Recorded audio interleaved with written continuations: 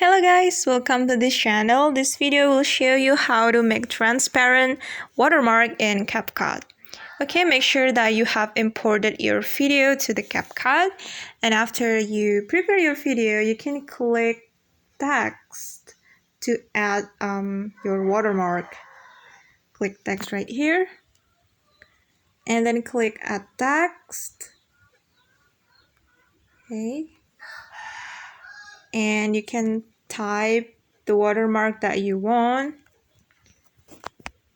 For example, I'm going to add my own watermark, and you can click style right here. Okay, click style, right, and you can scroll down to make your watermark become transparent. You can adjust the opacity right here. Okay,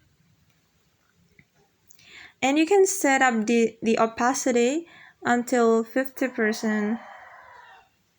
Okay, and now the watermark is transparent, right?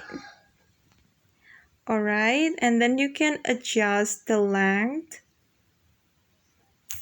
Okay, right here. And okay guys, the watermark is ready. And that's the tutorial from me guys. Thanks for watching.